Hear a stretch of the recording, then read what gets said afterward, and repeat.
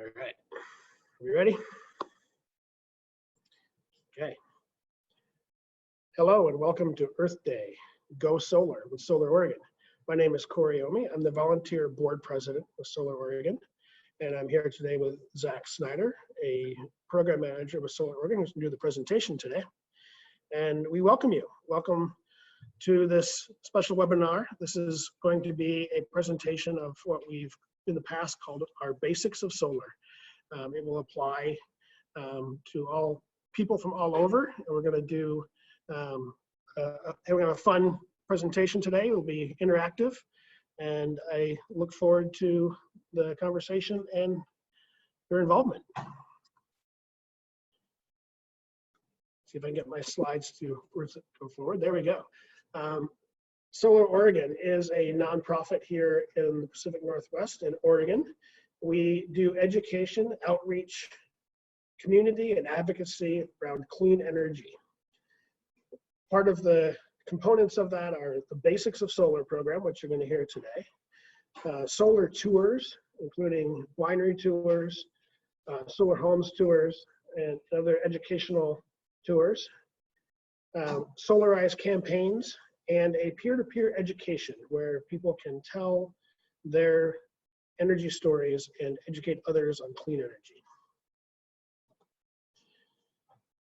Energy Trust of Oregon is a sponsor of today's webinar and is one of the funders for much of Solar Oregon's work and education. Energy Trust of Oregon is an independent nonprofit that provide access to affordable energy and generating homegrown renewable power. Energy Trust of Oregon serves 1.6 million customers of Portland General Electric, Pacific Power, Northwest Natural, and Cascade Natural Gas, and Avista. Thank you to Energy Trust of Oregon for sponsoring this webinar today and for being part of clean energy future in our region. Thank you also to the American Solar Energy Society, also known as ASIS. Solar Oregon is a daughter chapter of American Solar Energy Society. And thank you for spreading the word about this webinar and being a sponsor of and promoting clean energy. We are a membership-based organization, and I have been a member for at least 14 years when I learned in a Basics of Solar about solar in Oregon and how it works before we put a solar system on our house. And we would love to have you join us to become a member. You can also become a member in a discount if you're an ASIS member. So email us, info@SolarOregon, or you can go onto our website at www.solaroregon.org. We are member supported. We also are volunteer supported. We have a volunteer board. We have many great volunteers in the community who help educate. Our agenda today is going to be this introduction. I'll introduce Zach Snyder, who's going to be the presenter. We'll talk about how does solar work? If your home is right for solar, what does it cost? And how do I get started? We'll have 3 different Q&A sessions, and we're going to ask you to present your questions as we go. So there's be a little bit about that. And after the how does solar work, or after is my home right for solar, we'll have some breaks for question and answer, and then know that we'll answer all questions at the end of this webinar. And we'll take as long as we need to answer all your questions. How do I Zoom? We're all getting better at this in this time of COVID, and which I would like to say, I hope that everyone is staying healthy and happy as we're isolated. I know this is a difficult time. We have been working from home, and participating in webinars like this is difficult. But I'm glad you're all here to participate and be part of this. And how do we Zoom? Most of us know how to do this, but a couple things. The question and answer button is right there. So you click on that, type in your question. We will get to answering all questions. And you'll see there's that chat that blinks. So when there's a new chat item that comes up, welcome to use the chat, but if you can keep the questions in the question and answer, that's good. We will be monitoring both. And there's the chat button. Keep it clean. and polls. We will be doing a few polls throughout this webinar, and those polls will pop up on your screen. You'll get to click on them and tell us all about how you respond to the polls. Those will pop up, and then we'll give you information about what happened in the poll. They're kind of interactive and fun to do. So we'll have a few of those throughout the presentation. And with that, I'm going to introduce Zach Snyder and stop my share. Welcome, Zach. Thank you for being here with us today. Zach is one of two staff at Solar Oregon. Zach and Joe are both very passionate about solar, and I met Zach in the solar industry trade, and he showed up to some events, and I could see right away the passion that he has, not just for clean energy and solar, but for life and for education around and the future. So Zach, thank you for being here and presenting, and I'll let you take it away from there. Great. Thanks so much for the intro, Corey. And thank you everybody for joining us today. I'm super excited to be here, and you know, Earth Day is a huge thing, and the being trapped indoors with COVID right now makes it feel a little bit harder to just do something for the world. I think that just being here and learning about the things that we do have access to do a good thing for the Earth is super exciting.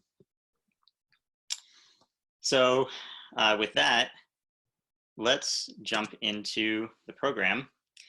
And I'd like to start off by asking, just thinking about what is solar energy. We're here today to talk about photovoltaic solar. That's solar electric systems. These are solar panels like the ones you see on the bottom right image here, sitting on top of a house, and they produce electricity, and it's clean, renewable electricity.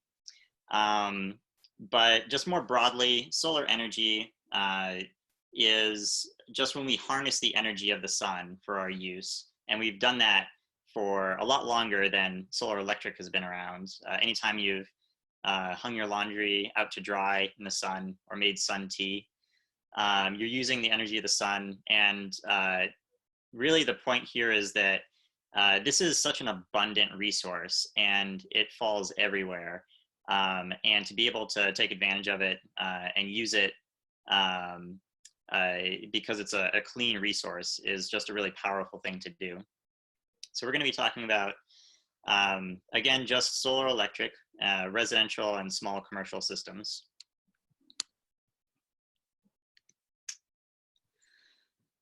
And the way I like to get started is by asking, what are the benefits of solar? You know, I think this being Earth Day, I imagine that the top thing on everybody's mind, most people's minds at least, is that this is a clean and renewable technology. And it really is. You know, this is something that is so needed to decarbonize our energy system. And that's such a huge thing.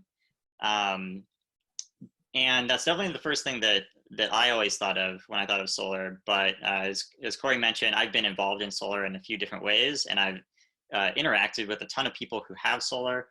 And the more I'm around it, the more I realize the other benefits of solar.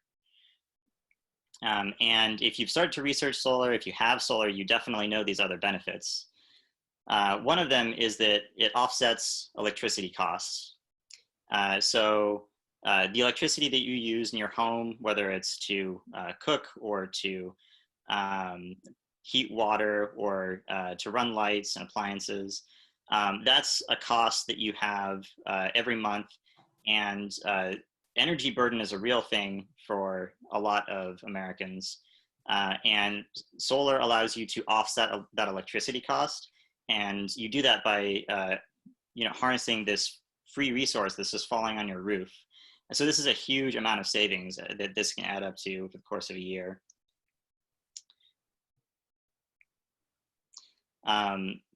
If you take a look over the lifetime of a system, solar it's a pretty simple technology, and it's very stable, and it's something that sticks around for a long time. You know, the first solar panels that were created are still spitting out electricity. And when you're saving money on your electricity bill month after month, year after year, it's something that can and should be thought of as a wealth building instrument. It's an investment, and it's a good one. And finally, something that I like to touch on, partially because it is a misconception that solar creates resilience all on its own. Solar panels, if you don't include a battery system to go along with them, don't actually allow you to use electricity when the grid goes down. But if you add batteries, if you add storage to solar, the batteries allow you to go off grid during a power outage and to use electricity when the power is down. This is a picture of a power outage, and I believe that's a hospital that has an energy resilience system on it, like solar plus storage. And I'm curious what your particular interests are in solar, because there are so many things to like about it. So Corey, if you're not too far there, yeah, I'm gonna launch our second poll, because I really wanna know what about solar most excites you? All right, launched. So is it clean renewable energy? Is it offsets, electricity costs, wealth building, resilience, which is with solar and storage, or is it other?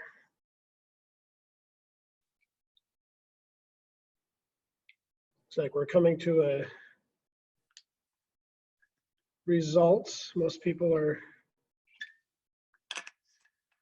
You should be able to click more than one of these two if you want to. Oh boy, I can do lots of polls at the same time. Or more than one answer to this one. Oh, more than one answer. Okay, yeah. So you can pick multiple choice. Mm-hmm. This is not a multiple choice. This is a yes and. Yes and, yeah. All right, let's see if anyone goes in for the yes and. Yep, a few more people are now picking a few other things that are most excites them. All right, looks like we have slowed down on the number, but they're still ticking up and there's still people clicking. We're gonna give it one more click time, 2, 3 click times, and they've pretty much gonna end the poll and share results. Great. Yeah, that doesn't surprise me, it being Earth Day, and this is our Earth Day edition of our Basics of Solar.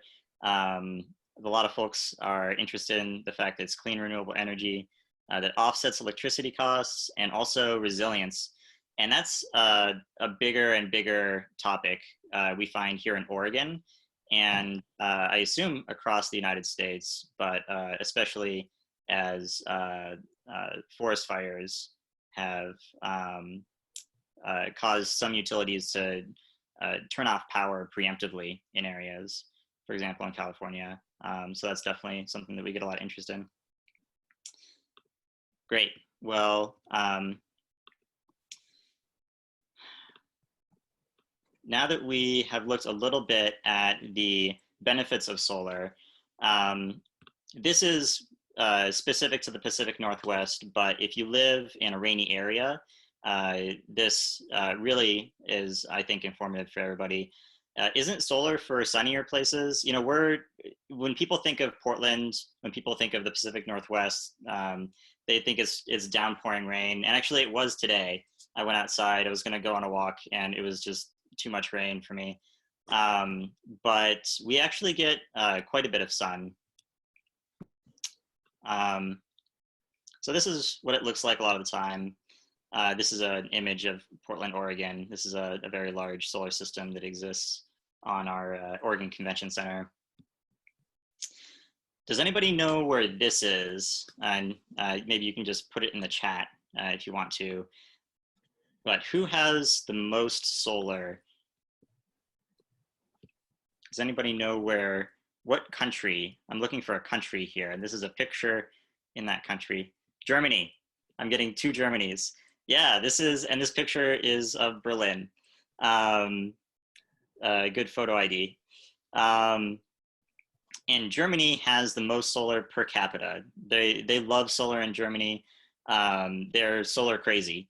And the reason I bring that up is because we get more sun than Germany. So this is a map of the solar resource of the United States. And also you'll see Germany here in this bottom right corner of the map. And don't worry too much about these numbers. This is the amount of sun that we get. And purple, cooler colors means less, and red color means more. You can see that down in the Southwest, in the Mojave, there's a ton of solar resource down there. And up in the Pacific Northwest, here's Portland, where my mouse is. And we're kind of in like the green-blue area.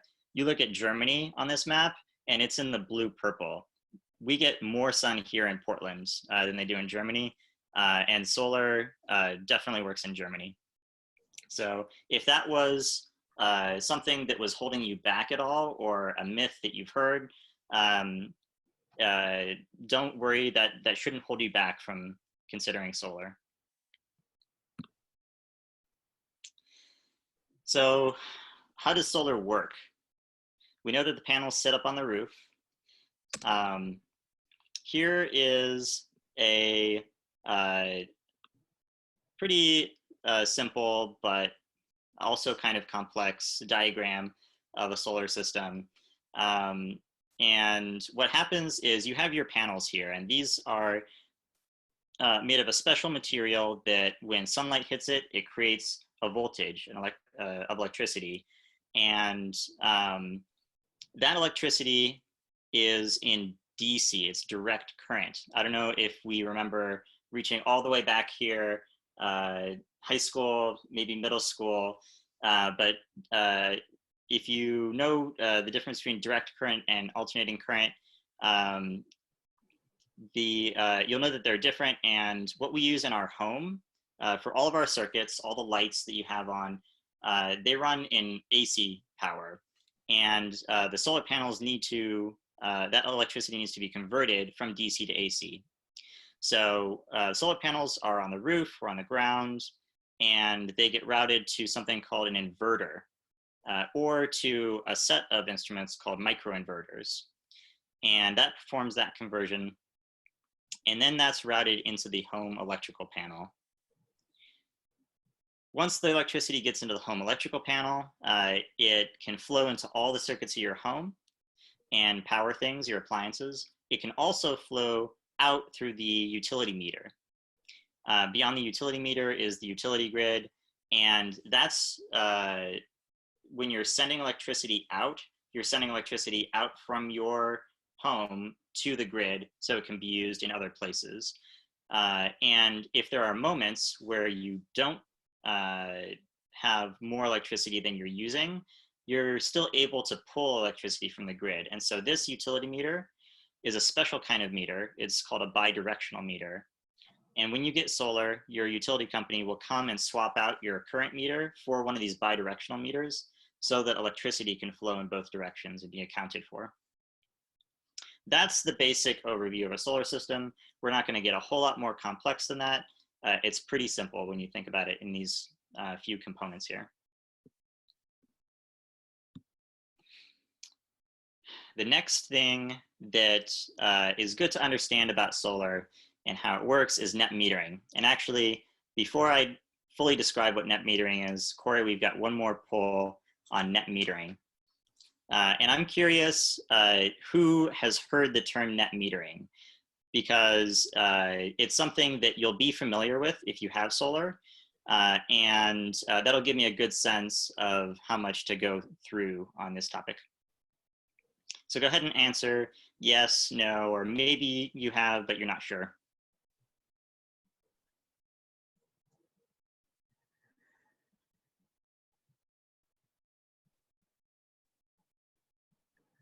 All right, we have most people responding. I'm going to go ahead and end this poll. show results. Most people know what net metering is or have heard of it at least. That's great. I'm still going to go through it because we've got some folks who have not heard of it, but that's good that we've got a lot of people who have heard of it.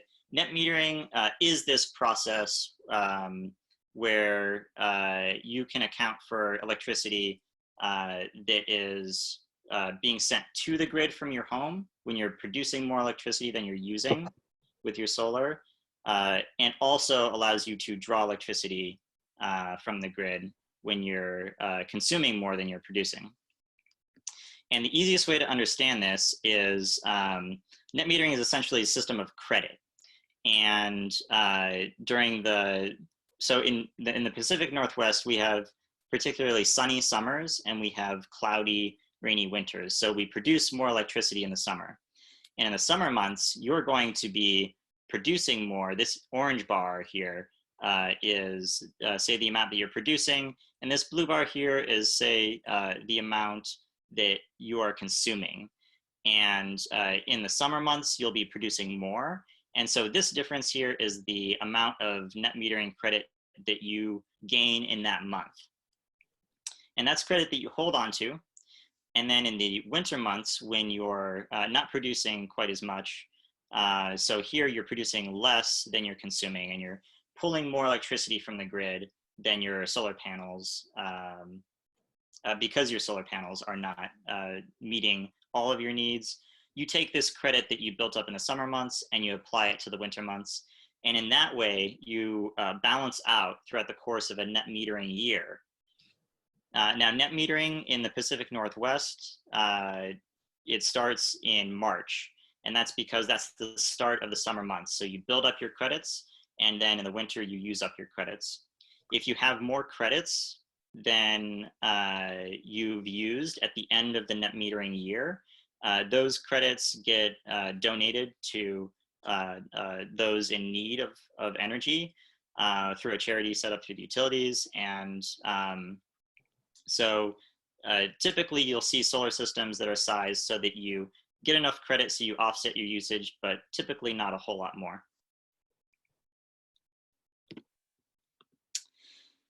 So what does solar look like? Where can you put it? Well, the two popular options are roof mount and ground mount.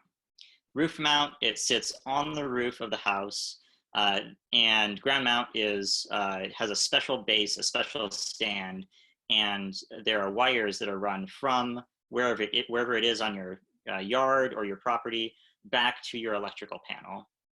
Now, there are some trade-offs. Ground mount is great if you have a lot of space, but it can cost a little bit more because you have to run that extra wiring back from wherever it's located to your house. With roof mount, typically it's very close to your electrical panel, and it's just a matter of running some conduit either inside the wall or through a nondescript part of your attic down into wherever your electrical panel is.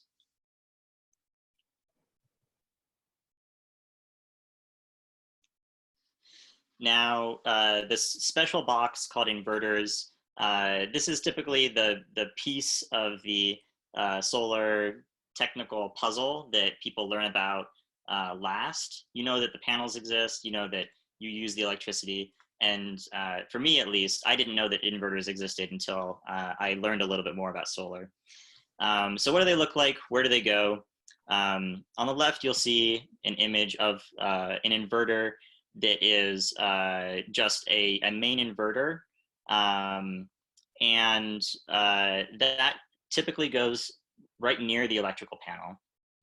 And this picture is showing on the outside of a building. This might typically go, for example, if your electrical panel is in your garage, on the wall, in your garage next to the electrical panel. Now, it's not just an inverter. There's also a little device on each panel called an optimizer that goes with this inverter. But that's basically what it looks like. You don't really see the optimizer. Now, if you go for a system with microinverters, you don't need one of these larger boxes that you put on the wall. because the inversion, the conversion from DC electricity to AC electricity, happens at each panel or at each pair of panels at a special microinverter. And just like with the optimizers that you would need if you had just a standalone inverter, the microinverters sit typically just on the railing underneath the panel, so you don't see those. There is some trade-off in terms of cost, but that's a detail that's you can learn all about if you talk to a solar contractor.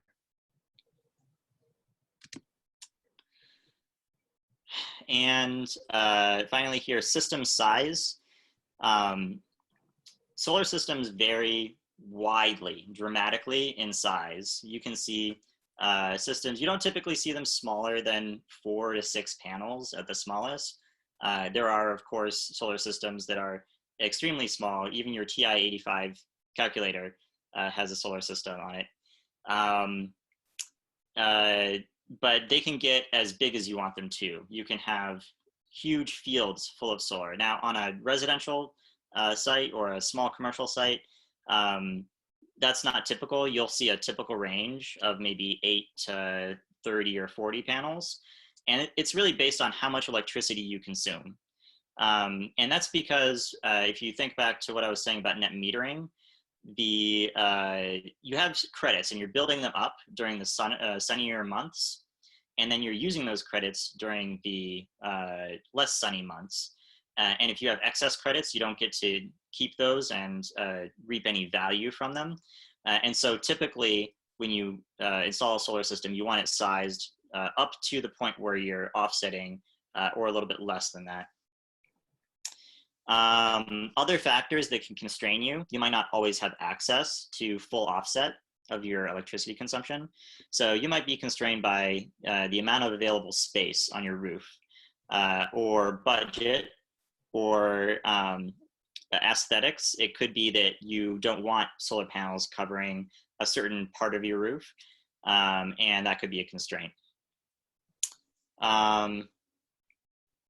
The system size, we're not going to get too much into the technical jargon here, but it's measured in something called kilowatts.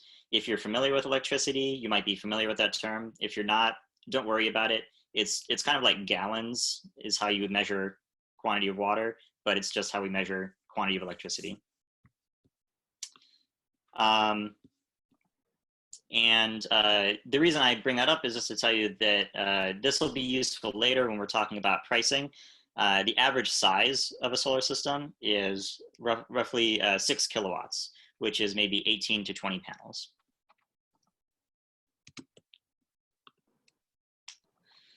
And that is the section of how solar works. I think we can do a little Q&A just for a few minutes here.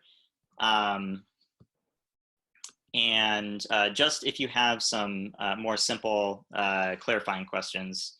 And Corey, would you want to pull up the Q&A and see if there are any good clarifying questions on there? Well, we'll get a recorded copy of this, and we will review the recording and send that out. We'll add a little bit to the beginning where I missed hitting the record button. It will be better about hitting record next time. Yes, we have most of this, and we will send that out. Another question in our Q&A. The first one is from someone who has a large forested property, and they want to connect and have solar, and they're wondering if they could get what it would take to get a simple set of panels or a solar system for lights, phone, and computer charging, and also want to know about getting internet options way out there in Eagle Creek. And yes, we do have some resources for that, and we'll go over some of the resources actually in the next segment. So I'm on hold for answer on that. You'll be going to the Energy Trust of Oregon website, and we'll have a link for that. And yes, there is certainly lots of resources on solaroregon.org, and they're a small system. It will depend on what you want to run, but for lights, phone, and the computer, it can be a very small solar system. And Zach, do you have a rough idea of size for like the smallest Yeah, system possible? And it's obviously it does require sunlight. so this will vary a lot, because it's hard to know exactly what your consumption is. But what this question looks like it's asking is for a solar system that'll meet your needs without having to connect to the utility grid. And this is a really good question to bring up, because everything I've said about net metering, that applies if you're connected to the grid. And of course, there are also solar systems where you're not connected to the grid. You're off grid is what we call that. And in order to run off grid, you need to have a battery system to store the electricity. Just the simplest way to think about this is if you want to use electricity whenever the sun isn't shining, you need some way to store it. So when you're connected to the grid, think of the grid as a big battery, but when you're not, you need to buy batteries, and that can substantially increase cost. There are resilience benefits to batteries, but unfortunately, I can't give a good ballpark. Yeah, it's very difficult to do, but the surefire way to get the information you're looking for is to go through the Energy Trust of Oregon, find a contractor tool, which we'll talk about a little bit later, and talk to a contractor. And we have another question from Kevin. Do you have any resources or recommendations for anyone wanting to complete a do-it-yourself residential solar installation project? That's a great question, and one that we get every once in a while. I don't have any specific recommendations for places to go, though I know that systems like that do exist in certain parts of the country. I don't know, unfortunately, much about here in Oregon. I think what you might run into there is that in order to get some of the incentives for the solar system in Oregon, if Kevin, if you're in Oregon, I'm not sure if you are, but the Energy Trust incentive needs to be installed by, your system needs to be installed by an Energy Trust Trade Ally contractor, which is a highly rated contractor. So there can be a little bit of a trade-off there, but I don't have a specific answer, unfortunately, for you. That might be an interesting thing to do some research on and provide some contacts within the Solar Oregon website. So, Absolutely. which we are working on a revamp of the website. That could be a whole section on DIY solar. Good, yeah. Another question from Lori. If you started too small, is it hard to add more panels later? Great question.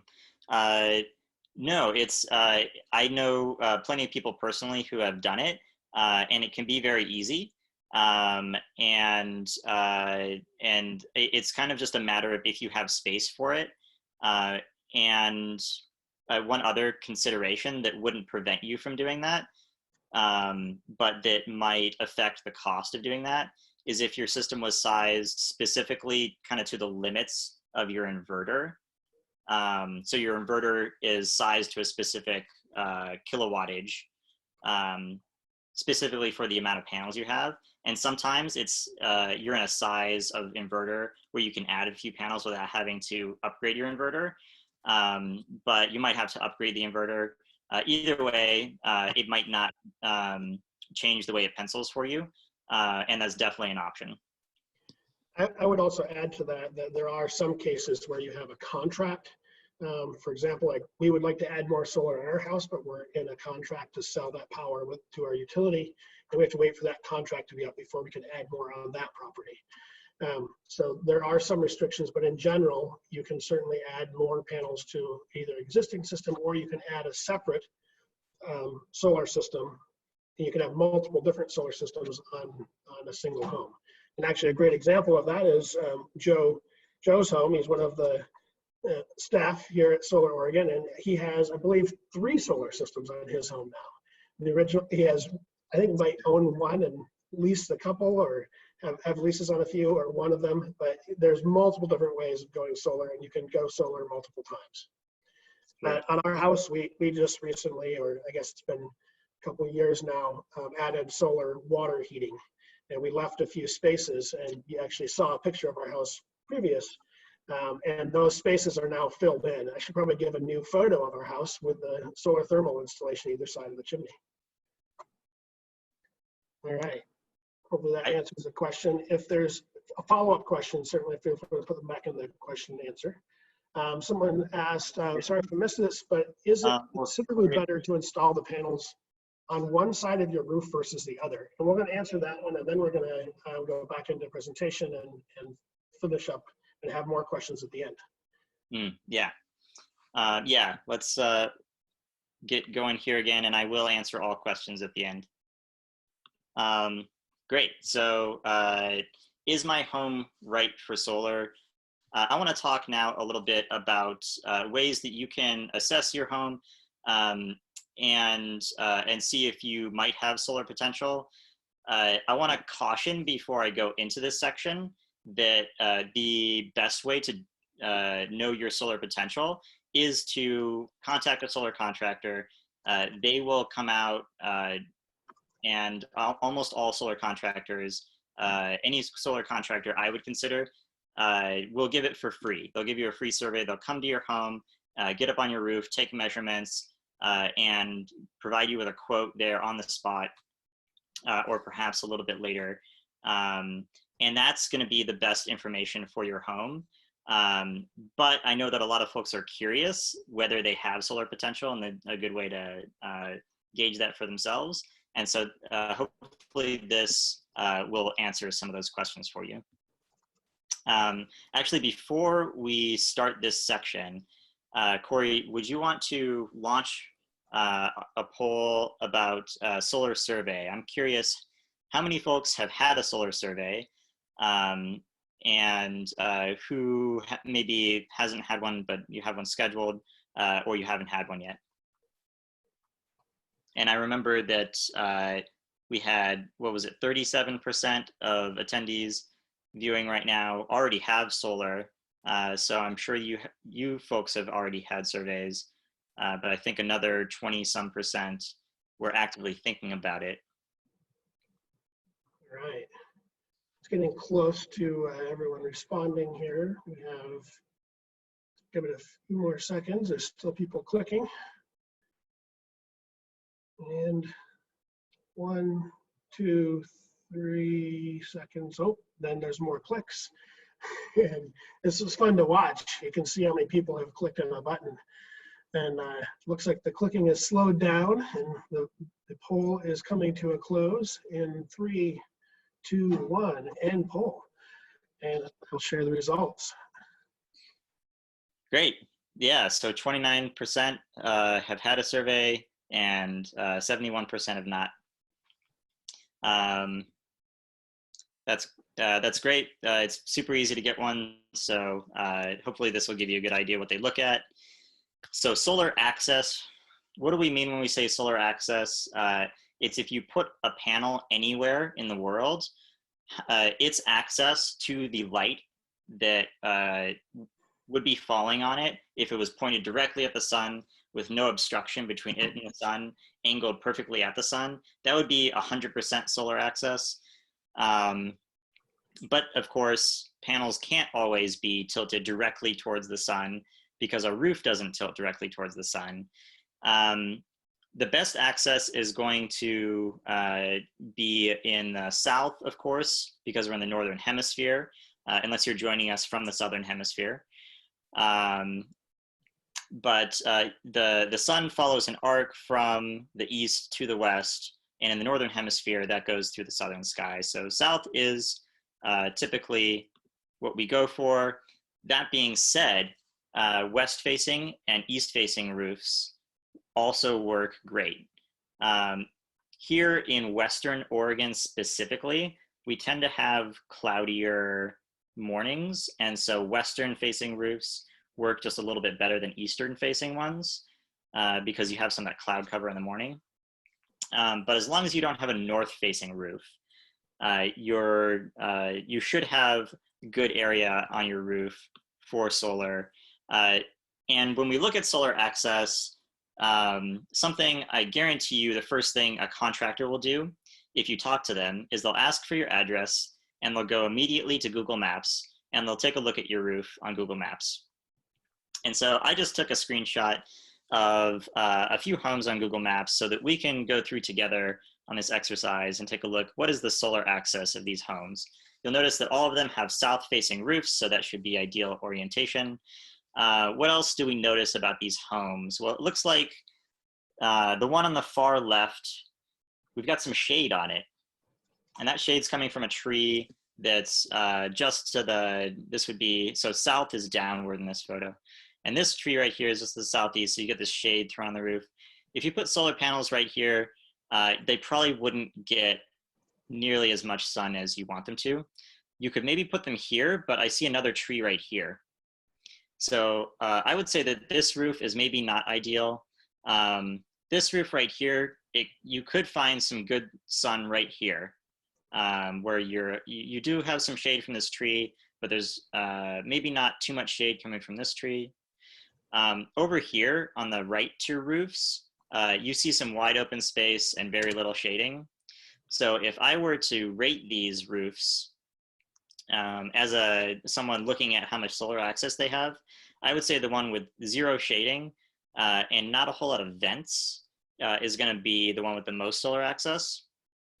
Vents and other obstructions on the roof, like chimneys, can reduce your available area for solar if you have to work around them.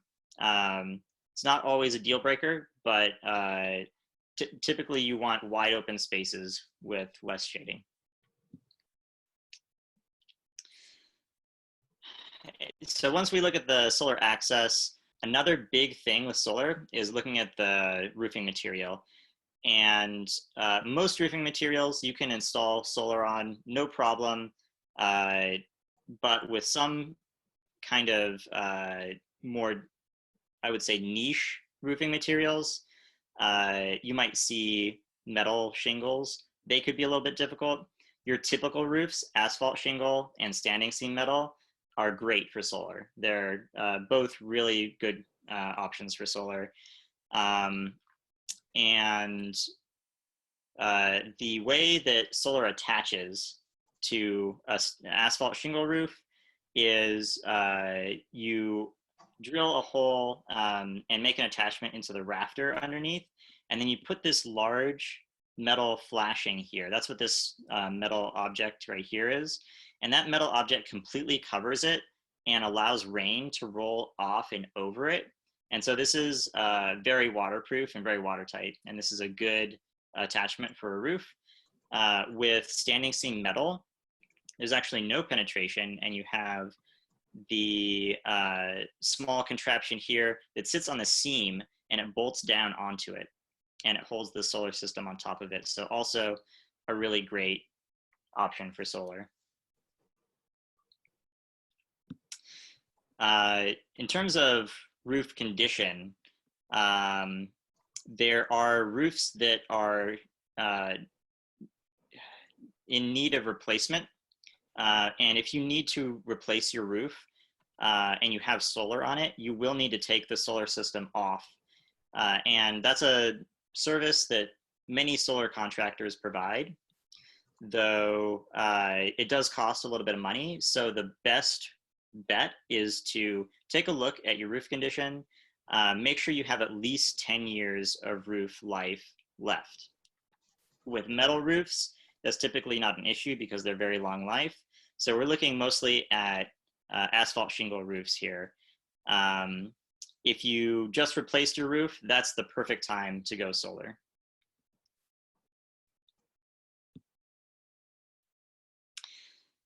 And finally, we take a look at what is underneath the roof.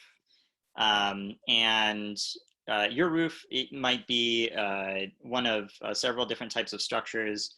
On the left here, we have a picture of trusses, and that's where you have this more robust and complicated kind of web of boards that are all connected and holding the roof together. And on the right here, you have rafters where it's single boards that go up the side, the length of the roof.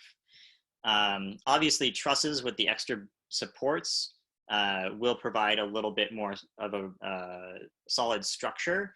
And this is not a concern with solar in terms of the weight of the solar system.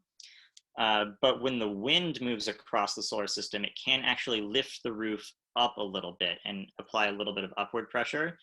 It's a pretty minor phenomenon, but enough so that you may, in Portland, for example, not in other parts of Oregon, but in Portland specifically, there are very stringent requirements for the structural stability of your roof if you want to install solar. Those may or may not exist where you live.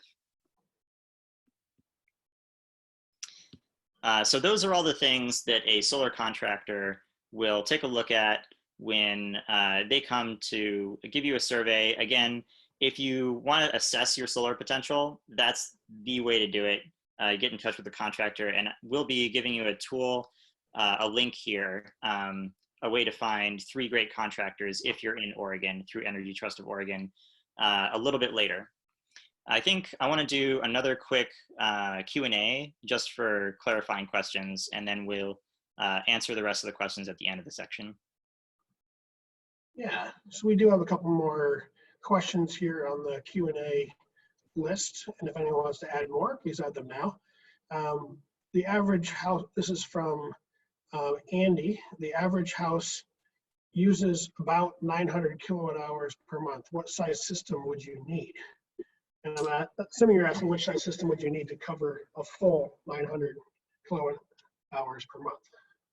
Yeah, that's a great question. It depends on, and this gets into the tricky nuance, don't worry, it's not too tricky, of the size of solar systems, is that your consumption is measured in a unit called kilowatt hour. And that's like if you filled a bucket with electricity, that would be, say, a kilowatt hour of electricity. But solar panels and solar systems are rated not in kilowatt hours, but in kilowatts, which is, it's a rate of production. And so if you have a solar panel that's 350 watt, 350 watt panel, it doesn't mean it's going to be producing 350 watts all the time. Only that's what it's rated at. And it might produce that when it's, for example, experiencing full sun. It might even produce a little bit more, a little bit less.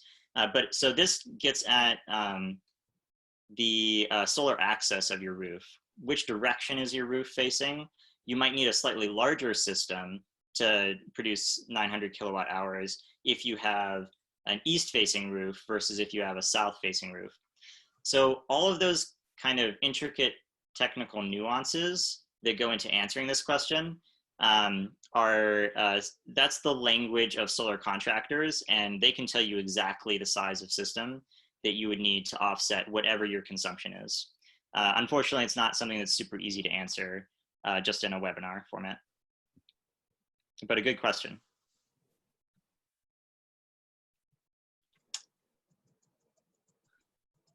All right, next one is it really worth paying for batteries? They are quite expensive, and wondering how many years to pay them off through savings. That's a great question. Batteries can add cost, and depending on your budget expectation and needs, it can be significant. There are incentives for batteries, and we can talk a little bit about that. And the incentives are going to vary based on where you are, and also the way that you pay batteries off is going to vary based on where you are. In order to get a return on investment with batteries, you need a way to monetize them essentially. And for example, a time of use rate structure that a utility provides its customers will allow you to do that if it's created and tailored with the purpose of offsetting peak load. And so this is a little technical. It'd be useful for me to have a whiteboard. But this is, when everybody in the city, for example, or in the county is going home at the same time after work, and they're all turning on the television and the electric oven to cook dinner, and electric water heaters going crazy. And all of that is happening at the same time. You get a huge peak in demand. And so a utility might provide something like this special time of use rate structure. You may or may not have access to that. In Oregon, we have some demand response programs that are just being piloted, for example, one by PGE. But in terms of something that is widely available in Oregon, there isn't a great way to monetize batteries. So I would talk to a contractor, and they will know if there's a good way to monetize battery ownership.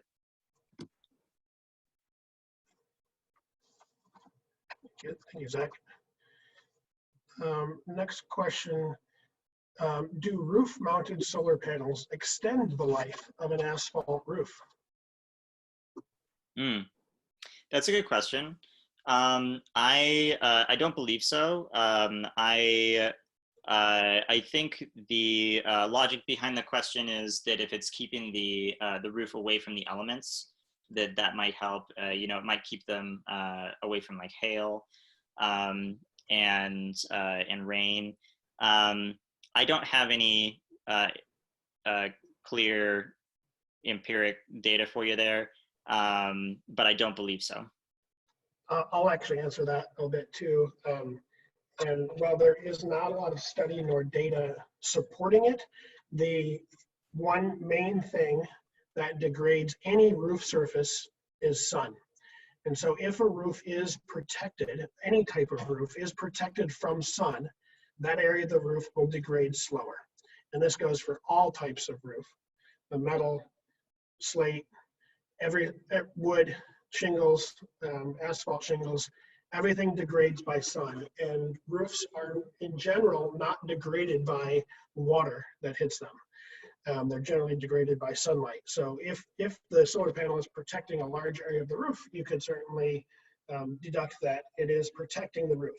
Now, most solar systems will not fully protect the entire roof, though there are some solar systems like solar canopies, carports, etc., that actually are the roof. And so in that case, you can actually replace the roof with a solar system. So if it's not an insulated, conditioned space, maybe a barn, a carport, or others, you could actually make the solar system the roof itself. So replacing the roof completely. Great. All right, I think I'm gonna move us along just to get through our last two quick sections here, both of which I think are gonna be pretty interesting to y'all. So let's take a look at making solar pencil. What's the money that's available? And there is great money that's available to help with solar. And what does a sample budget look like? We're gonna take a look at a sample budget, and I'm gonna ask you not to read too much into it because systems vary widely and prices can vary widely. But here we go. The first thing to think about when you're thinking of renewable energy like solar is to think of energy as a whole.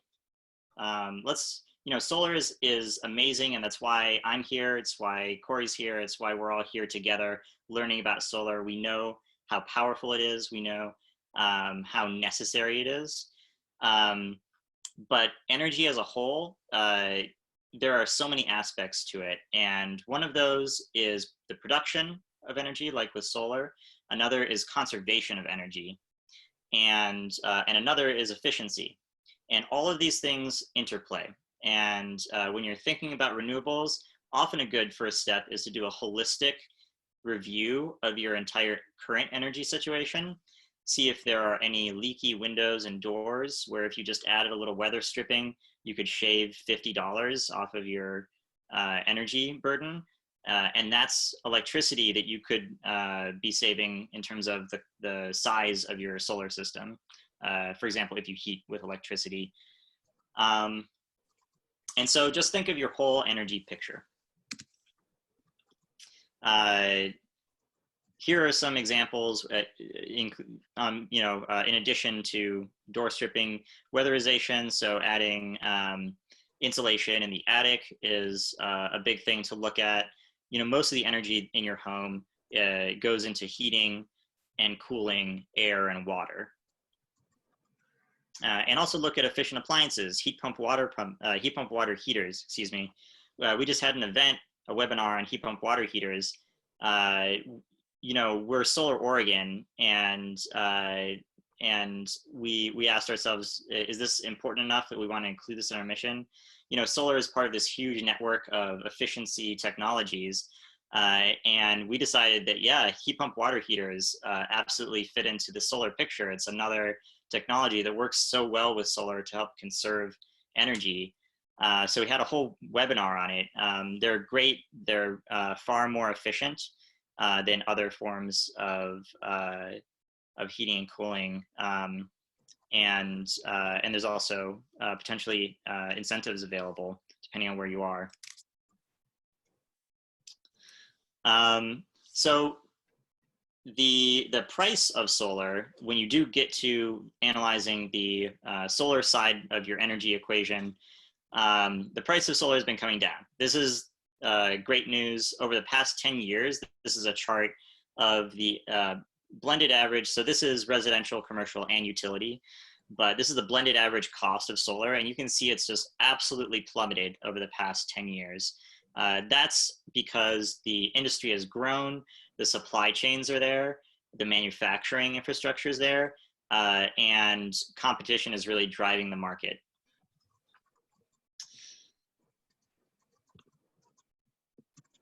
So we have these lower prices, and on top of that, we have several incentives. So this slide, again, is specific to Oregon.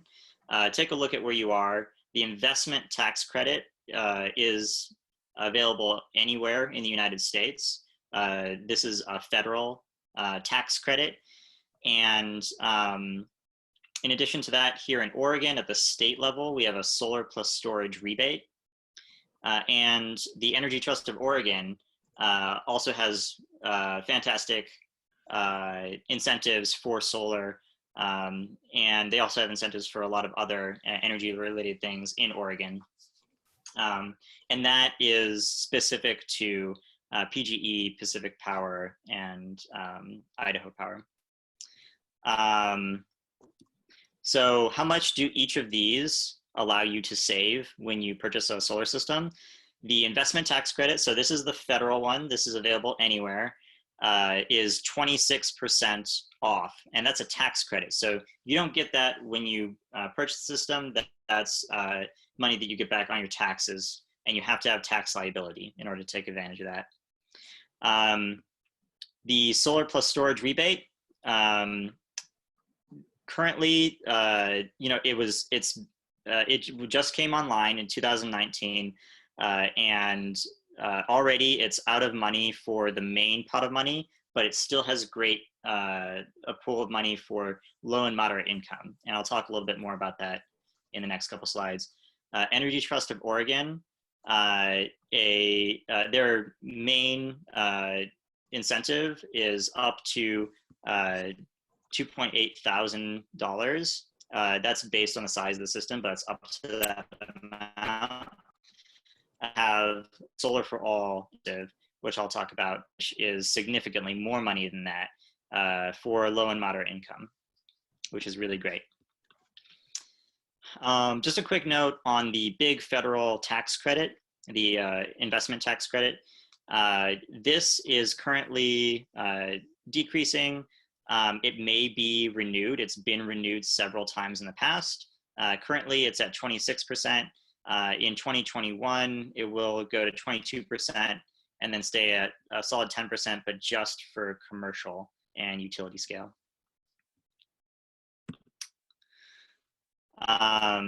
Solar Within Reach is Energy Trust of Oregon's new and low and moderate increasing access to solar.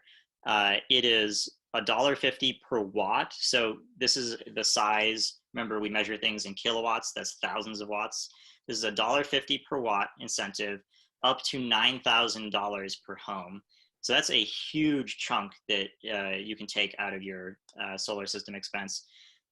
For a family of 4, you would qualify if your income, as long as it's lower than $77,520. You can find more information on the Energy Trust of Oregon website to see if you qualify based on your household size. But this is definitely an incentive to keep track of. And with all of this in mind, this is one of our typically favorite slides of the webinar. Everybody loves to dig into the numbers and see what a sample budget is. I really want to caution here that this is for a hypothetical 6 kilowatt system. So again, systems might range from 2 kilowatts, maybe even less, to greater than kilowatts for a residential system. So there's huge variability there. And this makes a lot of other little assumptions. Really the only way to know how much a solar system would cost for you with any kind of certainty is to get a bid from a solar contractor, which I'll give you that tool in the next section here. But here is our example budget. Say we have this 6 kilowatt system for $20,000 is the total project cost with no incentives applied. We're going to run through this for a residential rebate, and then also for if you qualify for low moderate income rebates. So if you start with $20,000, the Energy Trust incentive is going to be up to $1,800 for I think, yeah, I said 2.8, but it's 1,800, excuse me. And if you qualify for the Solar for All incentive, that is 9,000 off the system. So this comes down to, after the Energy Trust incentive, 18,200 and 11,000 respectively. This is something that your contractor applies for this incentive. They have to be a trade ally. They have to be a highly rated contractor in Oregon. And this incentive, again, is only for in Oregon. But they do all that work for you and pass that savings on to you. After you have this initial net cost, you get to take advantage of the ODO rebate. Again, unfortunately, right now, ODO is the Oregon Department of Energy. Sorry, I dislike acronyms, but I included one here. They ran out of the pot of money for the part of the program that's not low to moderate income. They have asked for more funding from the legislature, so it's possible that pot of money could be refilled. But right now, there's no money there. For low and moderate income, that's 5,000. So the cost drops there to just 6,000. And again, this is your out-of-pocket cost when you purchase the system. The following year after you purchase, you get to take advantage of the 26% federal tax credit. And for a residential rebate system here, this is going to be almost 5,000 because the out-of-pocket cost is so much larger here. Your out-of-pocket cost here is 6,000 for low moderate income, and so it's going to be a little bit less of a chunk out, but the final cost after this tax credit is going to be 13,320 for residential rebate, 4,440 for low moderate income. Again, very, very loose ballpark, lots of assumptions being made because every solar system is so unique and different. But hopefully this gives you a little bit, it just quenches your thirst for curiosity of what numbers might look like. So get a quote. That's the ultimate bottom line here. But the other bottom line is that it can be very affordable. And remember, this is something that after all these costs, you still are then saving electricity every single month on your electricity bill, saving money on it. So how do you get started? This is the final section. I'm going to show you guys the tools that we recommend getting started down this path. And then we'll move into final Q&A.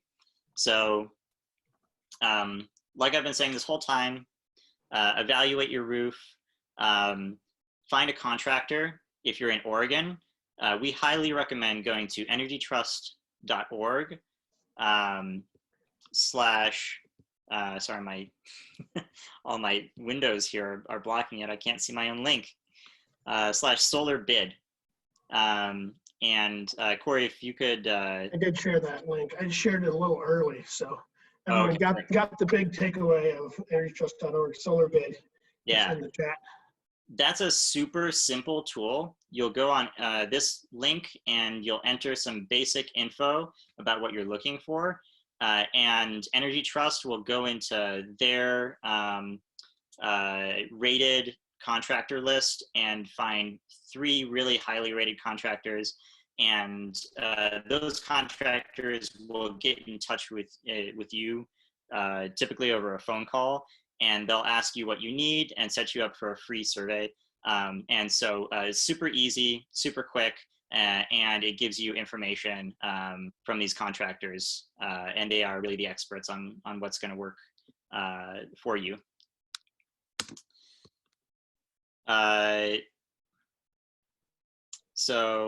Yes, this is what it looks like, and you just answer a few slides or a few questions on the website.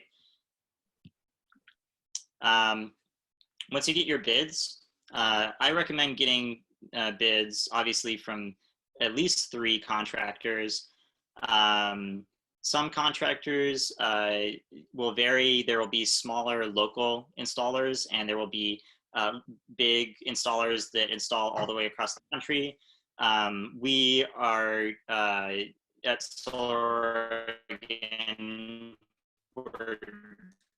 and we have no preferences here, but if you have any preferences over what you look for, this is just like making any other purchase, and it's good to look through your options and take a look at how much experience does the company have, how long they've been around, what products do they offer, because some contractors might only offer 1 or 2 panel types, and some might offer any panel that you can find, but they might make some recommendations for you and still make it easy for you. What kind of financing do they offer? Typically, they'll help you find good financing, or they might have a special relationship with a lending institution. And financing is something that most people leverage when purchasing solar. What kind of warranty do the products they're offering come with? And how long will the project take? All right, these are all good questions. Just ask a lot of questions and learn a lot. You'll learn a lot when you get your bid. And finally, the big day comes, and or it might be a couple of days, and the contractor will typically schedule you out a little while. They'll take care of all of the paperwork and permitting. Most contractors offer, it's called turnkey service. So you sign and pay for the system, and they'll handle all of the intricate details of it. And the contractor will manage inspections and help the utility get set up to come and replace your meter with a bidirectional meter. And at the end of it, you'll have your solar system. Depending on the size of your system, your electrical bills may be mostly reduced, or they might just be somewhat reduced. You'll still have the baseline charge for interconnection. So for example, that might be around $11 in Oregon. Depends on your utility. If you had an electric vehicle, then your electric vehicle might be running on sunshine. Solar panels, they'll be up there doing their thing. And it's just a great feeling.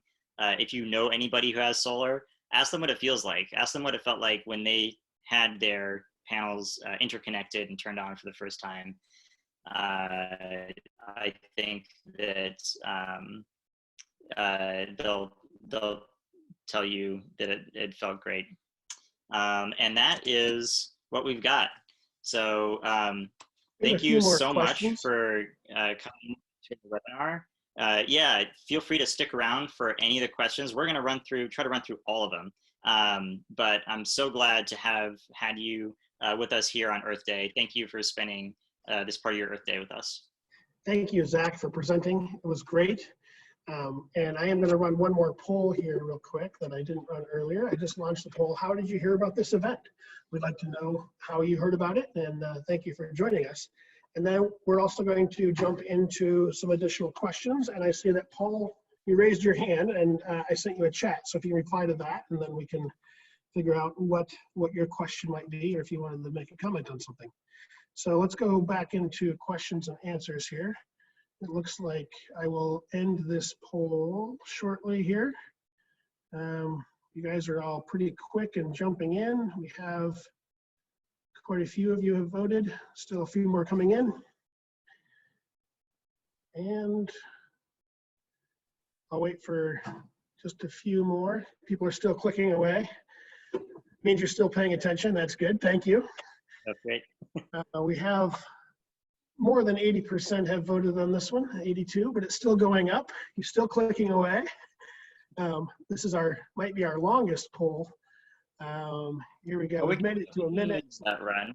We can answer questions. Can I let it keep going? Okay, cool. Well, being Yeah, my first time being host, now I know that. We're going to go back into our questions and answers, which it's not allowing me to go back to until I end the poll. So I just ended. And there's the results. Solar Oregon newsletter, we have 36% learned from that. Solar Oregon website, 3%. ACES, 47% of people learned through ACES. It's great. And thank you for being ACES members and involved. Go ahead, Zach. And thanks to ACES for promoting the event and being a partner with us. And yeah, we're excited to have that connection there. And I will note for ACES members, we do have a special Solar Oregon membership. So contact us at info@solaroregon.org. If you are an ACES member and would like to become a Solar Oregon member as well.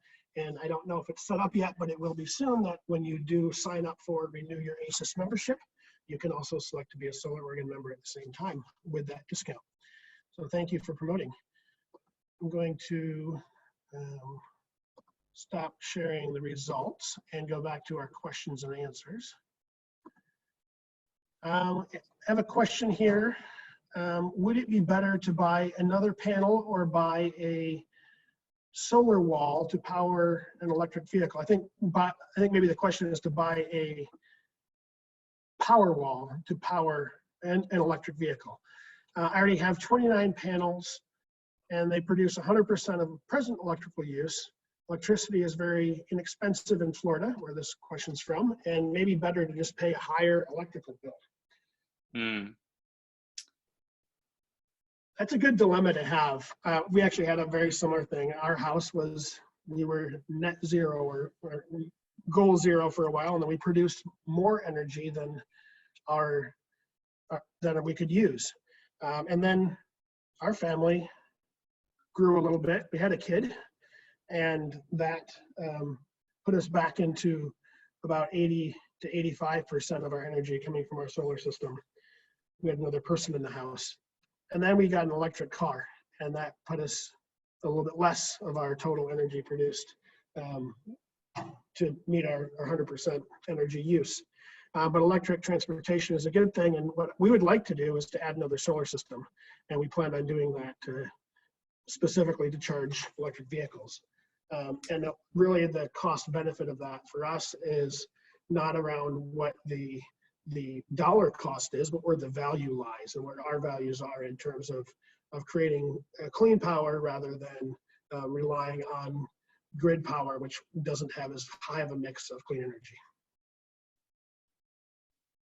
So it's really a case-by-case basis whether it makes sense to increase the solar system size, but I imagine in Florida, similar to Oregon, you would probably be able to get a free quote from a solar contractor there to decide what's possible and what it would cost to add that. And then you can look at your total driving time in the electric vehicle, and based on the power usage of the vehicle, you should be able to get a good idea of what the annual energy use would be for that amount of driving. Zach, do you have anything else to add to that one? No, yeah, I think that it's just a really personal kind of decision, and there's a lot of factors in there. And like Corey's saying, it's a lot of it's what do you value? And if you're looking at monetary payback, definitely penciling that out with a contractor and seeing what the actual cost of adding panels would be necessary to kind of determine that. But beyond that, yeah, it's a personal decision, but a good choice to have to make. I'll share a answer that we got recently from Carrie, a member of Solar Oregon. She shared that her ROI for her system was immediate. She was so happy and elated that it didn't matter what it cost, because as soon as it turned on, it was just there, and that was all the return she'd ever need on the system, and it still pays itself off over time. Yeah. Another question here from Michael: do panels need any kind of regular maintenance? Does the performance of the energy decrease or degrade over time? Yeah. So solar panels are super simple. You think of any other way to generate electricity, and there's probably, for most forms, moving parts. Solar panels have no moving parts. Inverters in the old days used to have moving parts, and now they don't. So the only typical maintenance that you have to perform on a solar system is cleaning. If you live in a really dusty area, maybe next to some construction sites, or if you live in Eastern Oregon or out in the desert more broadly, you might get some dust that will reduce your solar production. The solar panels do degrade at roughly 1% per year, but the solar panels that were created over 4 decades ago are still producing electricity. Yeah, it's lower, but it's a pretty low rate at which they degrade. Anything to add there, Corey? I think you covered most of it. I would add that moss actually can be an issue. So when panels are shaded in the afternoon and getting wet, they will sometimes build up a little bit of moss in the bottom. But with a regular cleaning cycle, we intend to clean our panels at least once a year. And I have to admit that it's been 2 years now, but I'm ready to go up there very soon and clean them off. And our power production has not dropped much at all. Actually, I haven't noticed any change in our production from not cleaning the panels for 2 years. But they do get washed by rain, and the rain actually does wash off dust. So when we have rain, it does do some cleaning of the panels.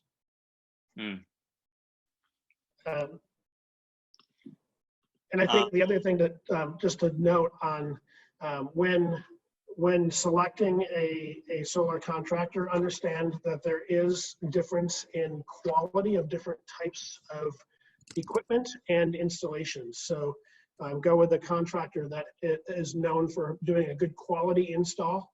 That some of the issues that can come up with solar installation are if the install isn't done well, you might, there is the potential for, a hole in a roof. So you do want someone who's being careful and paying attention to what they're doing, and not doing something which will leak or cause problems. So yeah, making good selections. Yeah, and in Oregon, if you have access to Energy Trust list of preferred contractors, that's a great way to. All of those are highly rated and highly reviewed contractors. So we have another question. What is ACES? Yeah, that's the American Solar Energy Society, and Solar Oregon is a daughter organization of ACES, and we're partnering on this event, and just really glad to have this connection and be part of the broader, larger. We focus a lot in our region, and there's so much going on all over the country and around the world with solar. So it's a good connection to have. Right, and next question, what about the small accordion type solar systems that claim to reclaim 85% of lost energy versus a roof installation? I believe that what this question is asking about are solar systems that have a way to collect the heat that is produced by the panels. There is some heat that's generated when the conversion from light to electricity happens, and so there are some panels that have, it looks like an accordion. It's essentially like a car radiator. It has typically like glycol in it, and it collects that, uses that, produce more electricity, or for example, heat water. That's kind of a combination of two systems. There's the photovoltaic, so that is the light to electricity, and then there's solar thermal, which this is actually the first solar rooftop systems, and Corey has a lot of experience with this. Used to just run pipes of liquid, whether it's water or ethylene glycol, and the sun hits the pipe, you paint the pipe black, and it collects all the energy and use that to heat water. And so there's no electrical conversion. It's just taking the heat from the sunlight. And so this system is like what I think this question is referring to is a system that combines those two. And solar thermal is great. It's a little bit separate and not really the topic of this webinar, but totally different economics there. I don't know, Corey, do you have anything to say? Yeah, I actually, I think you answered that one. I don't have anything else to add. Cool. Yeah, but there's a lot of interesting technologies out there. Good to keep your eye on. This next question is, I have plenty of land in Central Oregon and can land mount or pole mount versus roof. Is there a recommendation? I can't give a recommendation. The main trade-off here is that with roof mount, you save land space. You save money on any kind of trenching that needs to be done to run electrical conduit between wherever the ground mount is and your electrical panel. And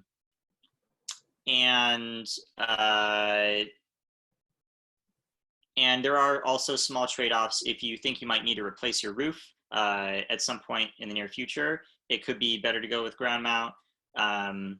It's hard to say. You could be space limited with your roof, or you could be space limited with your ground mount. It sounds like you're not space limited with land, so you could put a large system there. Unfortunately, I can't give a clear-cut answer on what you should do, but that's the basic trade-off. And if you talk to a contractor, they should be able to quote you what the extra cost for a ground mount is.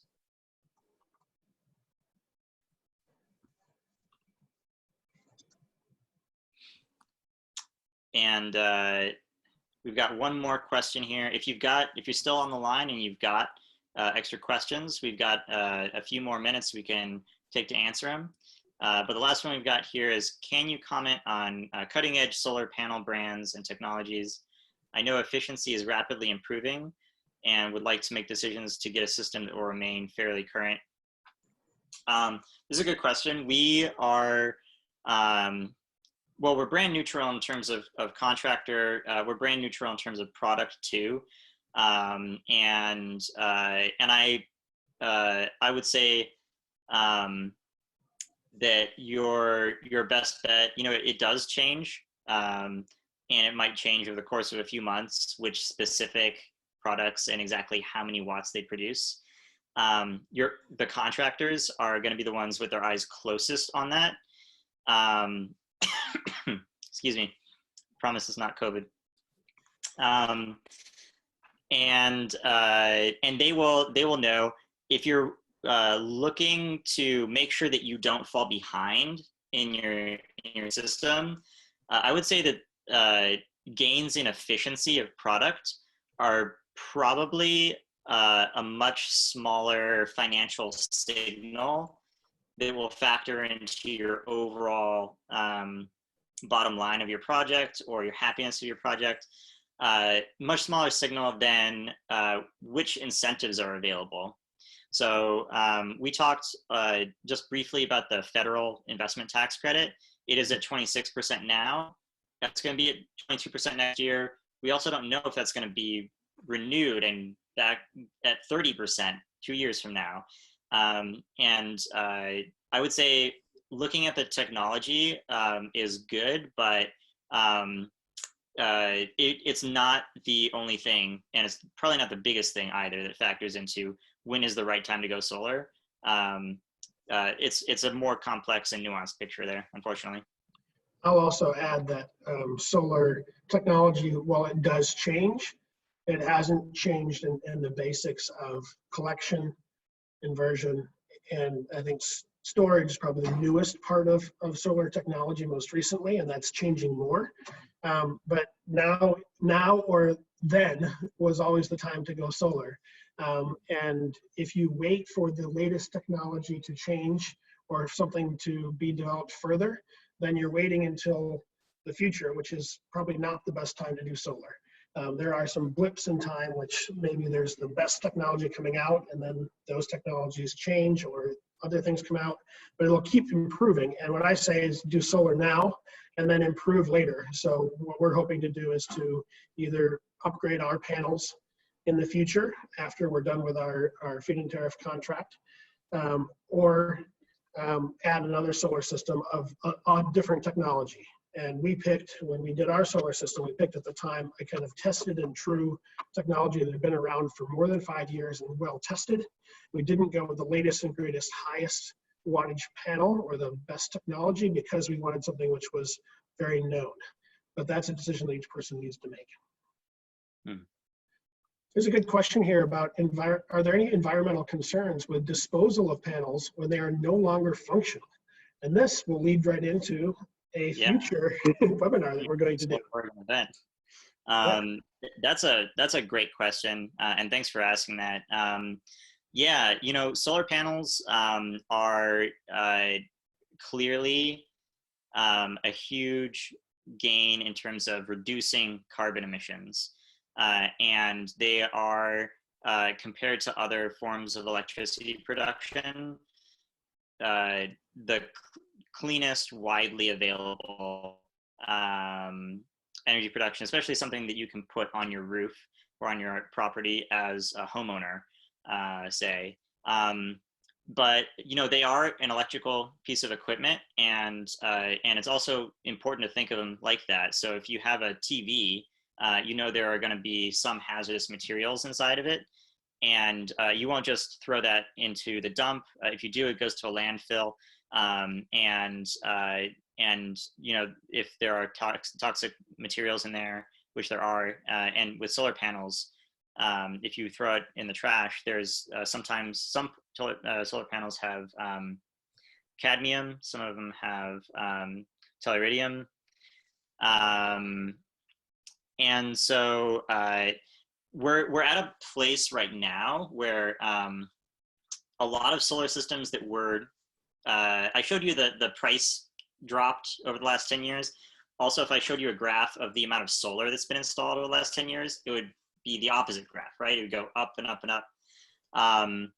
And there's all these systems that have been installed, and solar lasts for a long time. So we're just kind of getting to the stage where there's going to be a lot of solar systems that are going to need to be disposed of. And so there are solar recycling services that you can take advantage of. And I recommend taking a look at that. We're going to have a solar recycling and kind of solar life cycle from a materials and kind of hazardous materials perspective. We're going to have a webinar on that, most likely in June. Definitely tune into that if you're interested. And it's a, you know, rapidly shifting and growing topic in Oregon and around the country. I would say solar panels, bottom line, don't put them in the trash. Treat them as potentially hazardous waste. All of them will have some hazardous material in them. Some of them will have a little bit more than others. Still overall, the benefit to the environment versus other forms of electricity production, it far outweighs the cost here, but there is a real cost. So it's a great question. All right, well, let's go to the next, it looks like the last question, unless someone else wants to add another. We still have a pretty large list of participants on. I see two questions, but one's in the chat actually. So we can. Sorry. Okay, well, thank you, Zach.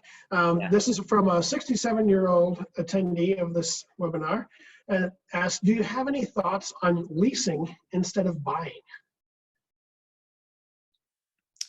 Corey, do you have any good insight there?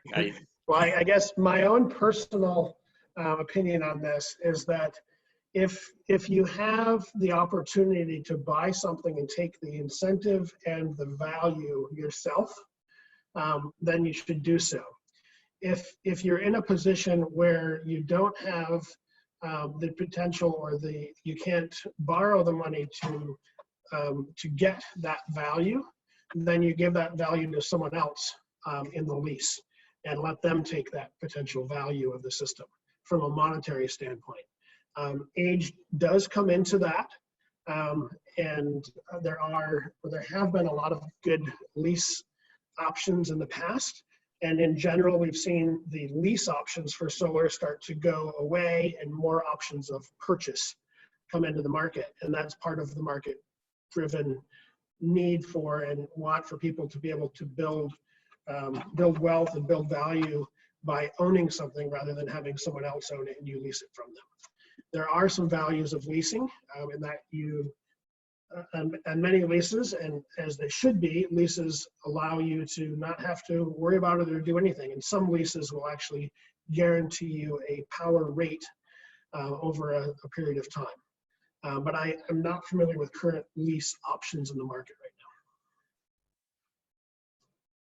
That's a great overview. Thanks. And then our last question that we have here, and we can still go a couple more if you have them, but last one we've got is, if you have battery storage, can it provide electricity when the power is out in your area? And the answer is yes. Make sure that you, if that's something you're looking for, many battery solutions are capable of islanding. Just make sure that that is what the system you're purchasing is intended for. But yeah, that's exactly how a battery storage system might operate ideally, and that's what provides the resilience. That's when we say energy resilience, it's the ability to withstand shock to the electric grid, right? So the electric grid goes down, a tree falls on a power line, all your neighbors lose electricity, except the ones who have batteries. And your power kind of flows effortlessly still from your battery. That's an ideal situation. Obviously there's a cost there, and batteries are not necessary for solar as long as you're attached to the grid.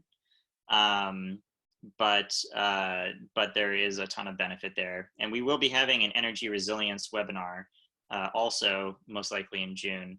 So take a look for that too. It'll be a good event. I would also add, stay tuned with solaroregon.org. If you're not on our newsletter already, you can go on to solaroregon.org and sign up for our free newsletter that comes out anywhere between once a day and once a month. We have some really great newsletters that Joe puts together and creates. And we had one yesterday and we had a mini one today. As part of membership, you will also be signed up for a newsletter. So if you are a Solar Oregon member, you should be getting the newsletters, and check and make sure they're not going to your spam box. Yeah, and if you can, you want to support Solar Oregon, becoming a member is the great way to do that. And our members are a huge source of what allows us to do our educational programming. So thank you if you are a member. So thank you all for joining this Go Solar webinar. Thank you, Zach, for presenting. And thank you for hanging in with me as host and learning how to host a webinar. This is my first one, and I'm looking forward to doing many others. Thank you for being part of our community and part of clean energy and our clean energy future. And we'll talk to you all soon and in our next either in-person or online conversations. Thank you. Thanks, guys.